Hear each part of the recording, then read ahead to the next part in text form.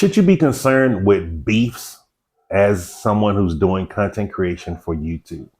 Hey, Jason here. If you're new to the channel, I'm an expat slash nomad. I've been in the game for 10 years now. I'm now on my fourth country, third continent, here in the southern region of Africa in Lusaka, Zambia. And one of the things I've started doing was sharing with you what I've learned along this 10-year journey as an expat slash nomad. And most importantly, if you're thinking about becoming an expat or already one, why you should be looking into Zambia as an option in the rest of this southern region, just because of some of the opportunities that exist here. Now, today we're going to talk about something a little bit differently. We're going to talk about, like, as a content creator for YouTube, or what people say YouTuber, which really isn't the right word to describe yourself. You do not work for YouTube. If you have a YouTube channel that's into monetization, you get paid through ad revenue or Google. Google is the person that pays the content creation. And I think there needs to be an understanding about what is content creation, especially when it comes to putting on YouTube. Because you're starting to see now there's a lot of beefs everywhere. People are physically fighting. You're seeing grown ass men, even in Thailand, picking each other up, throwing them on cars, fighting in bars, people fighting over chicks. And just recently in Las Vegas, a YouTuber and his wife, or a content creator on YouTube and his wife that were doing live stream, they lost their life. And this nonsense has to stop, on top of all of this nuisance streamers and stuff like this. But we're just going to focus on the beefs for this video. Like, is it worth it? How you should do it if you want to do beefs. I personally think that you can do beefs through content creation, and it can be profitable for both parties. However, there's never any reason that someone should be fighting someone or someone should be taking someone's life. Now, mind you, I am someone who went to war. I am a wartime veteran. So I'm telling you this as a wartime veteran. It's a bunch of stupid nonsense. But how can you move around that? One thing you have to understand is countless numbers of people can go to the same place, film the same exact things, and they're speaking to different audiences. If you're going to get into the game of content creation, especially online business, which is what this is, it is an online business, you have to understand there's no such thing as saturation. No one's saturating your market. It does not matter. Like, there's so many people who film the same types of content. I don't watch them. I have people that I watch when it comes to certain content, when it comes to certain countries, and it's because I most likely like, know, or trust them. Those are the three things onto how you actually build a lifelong audience and a brand for yourself. And so this is where some of the things that I'm noticing, a lot of people who are into this space, and you are an independent contractor of content creation or content curation, depending on how you do your content. And what I mean by that is you have to meet certain regulations to start getting monetized. So you are an independent contractor once you get monetized. You're not a YouTuber. You do not work for YouTube. You don't even work for Google. Google pays you based on your channel and how much ad revenue it's able to be approved for when it actually comes to your channel content. This is one of the things where you have people who are like, oh, my channel's blacklisted. I'm blacklisted. YouTube's doing me wrong. No, they're not. You're just not making content that they can sell advertisement to. It's a business. This isn't about freedom of speech or doing what you want to do or holding the man down. This has nothing to do with black, white, green, yellow, any of that nonsense. This is a business. Every business must do two things: acquire customers and retain those customers. If you're making content that is sexually oriented, showing half-naked women, just walking around the beach so you can see women in their thongs and bikinis laying on the beach, you're not going to make much money through monetization. There's not many people who want to see that content on a regular basis. It's just fact. Ask yourself, if you have kids, do you want your kids to be hopping on YouTube and then they're seeing half-naked women all day? Most likely not. If you say yes, you might need to go get a psychological check. I'm not even going to argue with you on that. Like, that's one of those things. Like, I'm not even going to argue about certain things and certain viewpoints. Like, it doesn't matter if you're an adult. It doesn't matter if you're a grown ass man or a grown ass woman. We need to be realistic here. We live in a world that is more family friendly oriented. And also, we're moving towards a world that a lot of indecent things are not tolerated anymore. And people, they don't tolerate it through their money. If you go and put ads for, let's say, washing powder or dishwashing detergent on three different types of videos. One's travel content showing you just the travel space. The other one's travel content, but it's just showing you sex workers or prostitutes, whatever you want to call them. And the third is a travel video, and they're showing you food. Which of those three videos do you think are most likely going to have more customer acquisition from ad revenue? If you're watching sex workers or prostitutes, you're not looking to spend money on regular everyday activities. And there's not advertisement for sex workers and prostitutes, people. Like, we have to start using some common sense here. This isn't even using advanced knowledge marketing.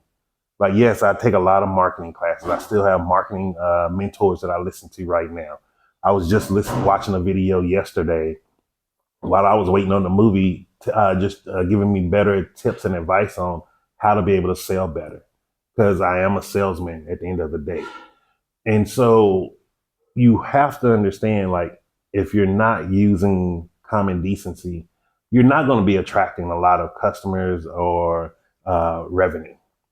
And at the end of the day, we're all doing YouTube videos, creating content and curating content for the potential of making money. Let's not sit here and act like, oh, I'm doing this from the goodness of my heart. F that.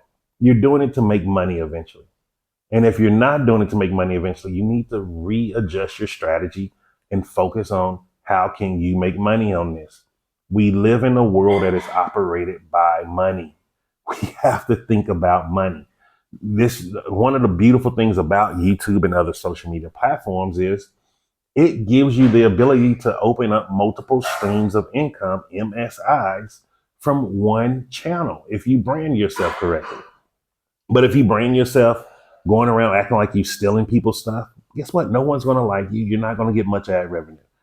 Guess what? If you're going around just filming sex workers, prostitutes, you may get a lot of views, but guess what? You're not going to make money through ad revenue. This is why you see a lot of guys who are begging on YouTube. Oh man, send me that cash app. Hit that cash app. Hey guys, I need $16 to get a hotel, man. My bank card ain't working. There's always some issue. But the issue is never, maybe you should be creating different types of content. You're not making content that is marketable. And if you look at people in very specific niches, a lot of them are making the same complaints. If you're making the same complaint and you're in the same niche, that means you're all making the same problem. Remember, success leaves clues just as much as unsuccess leaves clues. If you're unsuccessful at something, you're successfully being bad at it. So you're doing something wrong. Trace the clues and see what it is. Now, here's the other catch with the whole oversaturation thing that a lot of people think. There's no such thing as oversaturation. There's billions and billions of people on this earth. If you want to believe the number they give us of 14 billion, you can believe that. I believe it's a lot more. But at the end of the day, it doesn't matter. Numbers do not lie, whether it's 14 billion, 100 billion, 300 billion. It doesn't matter. There's a lot of people out here in this world that you can actually get to subscribe to you. And there are people who have different interests and values and morals in life. Like for me, I talk more to married people. I talk to more people with kids, and I speak to more men who are really focused on their future. So like for me, I speak to more people who are focused on generational wealth. I don't speak to partiers, nightlife people, and that's okay. Like I'm not missing anything from them. There's no other channel. It's like, hey, you're taking my audience, you're taking my subscribers. No, you're not my subscriber, and that's okay. And so you don't have to be fighting one another, especially to be physically fighting in another country. and you do not know the laws in and out of that country is stupid. So like, just to give you like an example here in Zambia. Here in Zambia, if you slap someone, hit someone, something like that, you're going to jail and you're going to have a fine. There's no ifs, ands, or buts about it. Like, no one's going to come to your aid. No one's going to care about your accent being American. You're going to jail and you're going to have a fine. And your fine's probably going to be a lot higher because they hear your accent and you're acting like a fucking idiot. Like, we have to grow up. Like, one of the things me and my girlfriend was talking about emotional intelligence the other day, like doing content creation for social media, you have to be emotionally intelligent. You can't be getting drunk on camera talking about people. You can't be starting physical fights with people. You can't be annoying people in other countries, being a nuisance. Like, how would you think the people would accept me here if I'm just going around pranking people, acting like I'm still in their purse, or I'm yelling at them in their face? People be wanting to beat my ass every day, and they would have the right to. Like, it's nonsense. We have to grow up. It's emotional intelligence. The world we live in now is a more emotionally intelligent world. Yes, back in the day, doing goofy, stupid stuff used to make you very funny. You could get all the views, like when Vine was hot and all of that, and TikTok first started out. Those days are gone, man. They're gone. And the sad part is there are people who are still trying to do this same nonsense. And there is now ended to where a husband and wife lost their life in Las Vegas over a YouTube beef, which makes no fucking sense. Neither one of these channels were highly monetized. Neither one of these channels had hundreds of thousands of followers. Neither one of these channels even really had any influence. And one of the common themes in it is, and this is what I'm seeing in the theme in a lot of channels where people are physically confronting each other or threatening violence on each other, alcohol is always involved. Wow. Why am I not shocked? I'm sure everybody who's ever been in the military be like, yeah, Jay, I saw it on the bases too. I saw it in South Korea. I saw it in Iraq. I saw it on Fort Hood. You see it every freaking where. Like, it's when alcohol is involved, people become stupid. Alcohol breaks down your emotional intelligence. And now 2 people lost their life, which they can never have their life back. And the third idiot who murdered them is now probably going to sit in prison for the rest of his life, if not on death row, depending on the state that they live in, if they have a death row penalty. How dumb is that? Now, can you do content curation beefs and make it profitable? Yes. There's nothing wrong with beefing when it comes to online, but it needs to be marketing. If you go back to when Kanye West and 50 Cent did the battle of the whatever that thing, the beef between their 2 albums, neither one of them cared who sold the most albums. They both cared about getting more attention on the beef so they both can make more money. It's about money, folks. Like, let's say if I'm going to beef with another expat here or a travel nomad, something like that, and let's say we're in Zambia. I'm just using Zambia. Let's say if we're creating a beef online to bring more people to both our channels and to make it more profitable. How would I do it? I would talk to them in face to face, like, hey, let's write out a little strategy here, plan. How do we want to do this beef and act like we going head to head? 2, what is going to be the focal point of the content? Now, what do I mean by focal point of the content? What are we both talking about? The beef shouldn't be us as individuals. The beef should be the content. We're putting content against content and seeing what people like. So let's say if we're going to start out with Victoria Falls. It's a well-known spot. Everyone knows about it. It's one of the biggest spots that people come to in Zambia. And we'd be like, hey, let's start out here in Victoria Falls. We both probably filming on the same day because we're traveling together. And then we're making different perspectives of the videos. It's not about being rude to each other. It's not about downplaying each other. Make your beefs about the content. Give the audience something to enjoy. It's about entertainment. It's not about your pride. get this identity, this image of I'm the number one YouTuber. I'm the number one. No one's the number one at anything. No one is. Like Michael Jordan at one point was the number one basketball player in the world. Now people say LeBron James. Some people say Kobe Bryant. Some people still say Magic Johnson, Dr. J, Kareem Elijah, not Kareem Elijah, Kareem Abdul-Jabbar. Man, I'm forgetting. I'm so far out of sports. But do you get what I'm saying? Like, number one, that thing always changes. Everything that we do in this world have a never ending increasing level. Like you don't just hit here and then like, oh man, I've reached the most I can reach as a human potential and I can't do any more. There's always more you can do.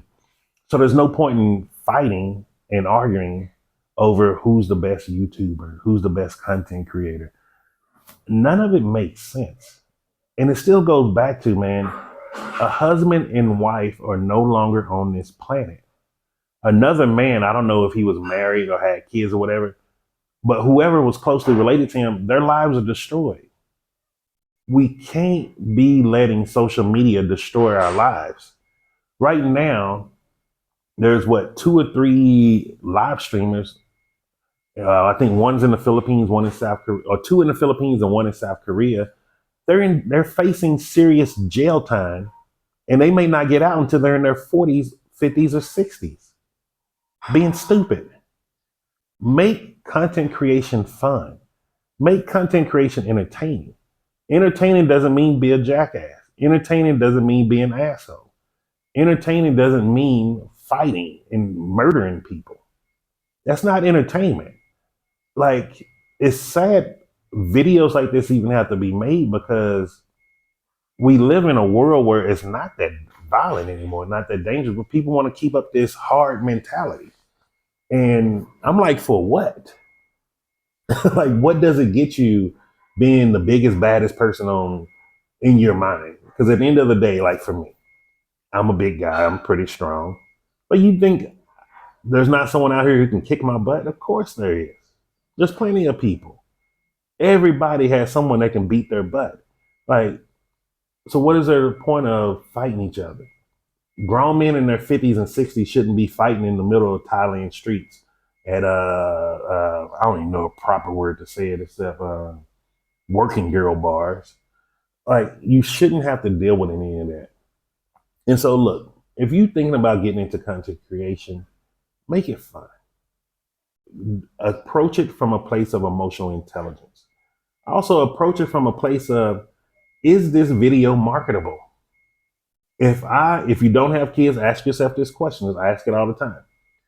If I do this video, would it offend someone if they caught their kids watching a video of mine? Now, I do put disclaimers when I'm talking about very serious topics and things like that.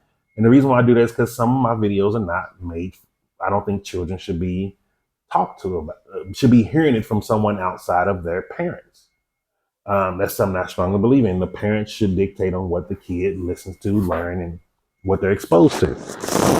But just ask yourself that question. Like, if someone was to walk in and saw their kid listening to your video or watching your video, how would they feel? If the question is they wouldn't have a problem with it, they'll probably sit down and watch it with them. Then you're making the right video. You're now moving towards a video that's most likely going to be marketable. It's able to get ad revenue because it has the ability to be exposed to a lot of different people. And also, just on this, I'm going to end on this. Don't think when things are not going your way or things are not going as fast or as great as you think it should be, that it's because of your race or your sex. Everybody isn't getting blacklisted because they're black or shadow banned because they're black. There are a lot of black content creators that are making great money off content creation, and they're not complaining about being shadow banned. You have to start rethinking how you're doing videos. And if you're one of those, you like to show more of your edgier, spicier side, you may need to create a separate channel for that or have some type of paid membership for that. YouTube doesn't want it. Even with me, Like when I do cannabis fairs and expos and stuff like that, I can't share those videos on here. Every time I do it, they get flagged. And so I was like, oh, okay, I understand now. You don't want this content on here because you're afraid that a child may click on this video and get it. I understand. So I don't put those contents on there. Some of them that I do have on here, they're private or not private, they're unlisted. And I have to send people the link for them to be able to watch it. And so certain people who, like if I'm filming certain things about cannabis or getting information, then I just send them the private link and that's how they can see it. So you have to rethink your strategy. Um, Look, man, life is hard. I'm not even going to act like life is easy or simple. Life is hard. For me to be able to get my pension, I bust my ass for it. I literally gave up vertebrae in my back. Even right now, because it's winter, my back is killing me and it hurts. It's been hard to walk, everything, but you know what? It was a sacrifice I made to get to the money that I have, the pension. And YouTube is no different. Content creation, no matter it's YouTube, Instagram, TikTok, Facebook, or any other social media outlet, it is the exact. Oh wow, lights are off. It's been the story of my life, man. Like, Zesco been tripping lately. Hey, Zesco act like I'm a deadbeat baby daddy to him or something. But yeah, like for any social media content, it's an outlet to be able to make money. It's an outlet to be able to make money that you may never have the potential to make in your career field. And so be cautious of it. Like treat it with respect. Um, just be mindful. Like, let me just leave it there. Be mindful because you don't want to end up being in one of those situations where let me cut this light on. You don't want to end up being in a situation where you want to be. Ooh, that's bright. You're one of these people that are blacklisted, and then you got to keep. Okay, there we go. And then you have to keep making new accounts and things of that nature. And so just be mindful of that. If you have any questions or comments, leave them down below. I am back in Zambia. I know I've been asked that question. You're fine. You're fine. Yeah, I am back in Zambia, and the reason why I haven't been getting too many videos out, as you just saw, electricity just came on. Like, it's been rough. Network has been horrible. And also I have other things going on in the background that I'm not talking about now, but you will be seeing videos of those in the future. And just remember this, I'm Jason and success is simple once you know how.